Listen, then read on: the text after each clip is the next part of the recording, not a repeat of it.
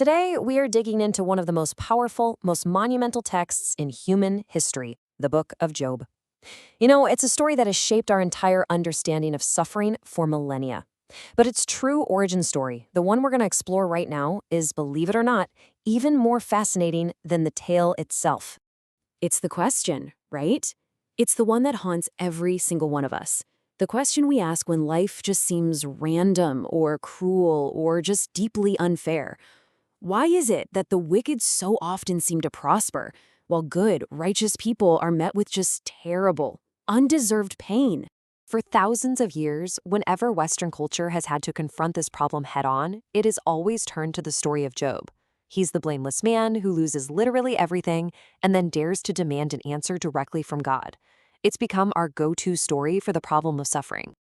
Well, that's exactly what we're getting into today. We're going to pull back the curtain and see that the Book of Job wasn't just created in a vacuum. Nope.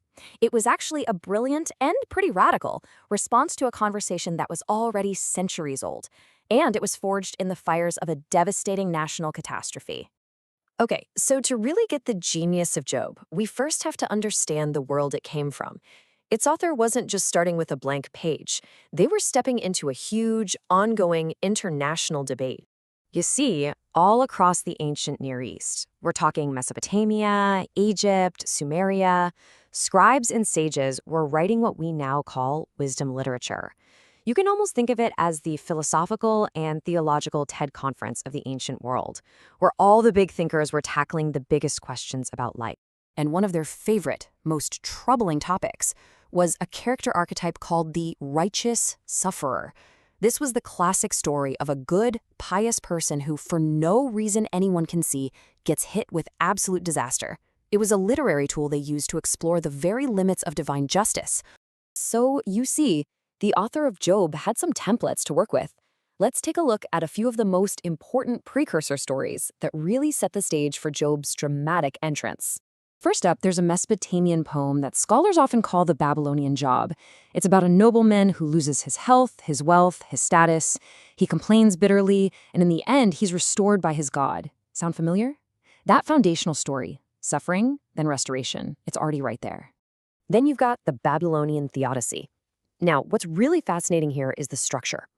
It's a debate, a dialogue, between a sufferer and his friend. They go back and forth, arguing about why good people are struggling while the wicked get rich. This is the unmistakable blueprint for the debates between Job and his so-called friends.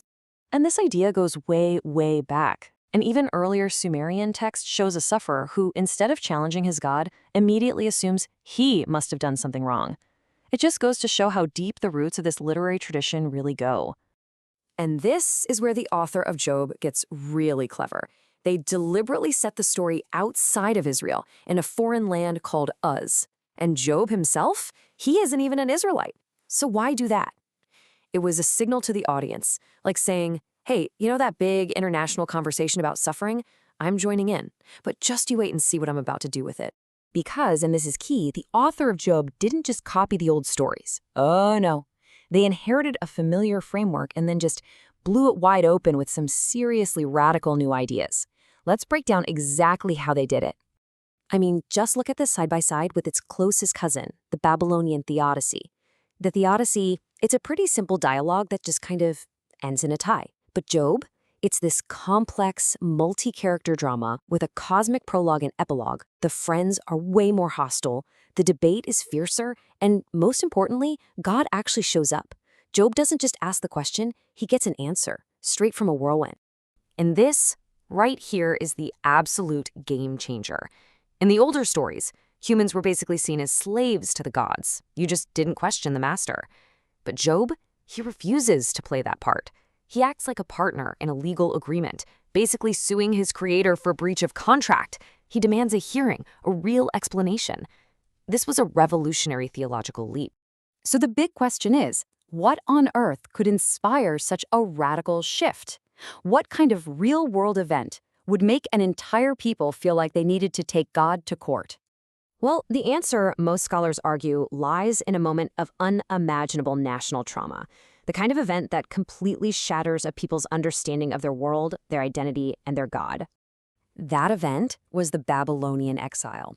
In the early 6th century BCE, the massive Babylonian Empire just crushed the kingdom of Judah.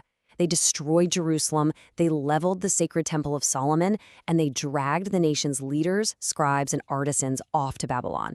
It was a complete, total world-ending catastrophe.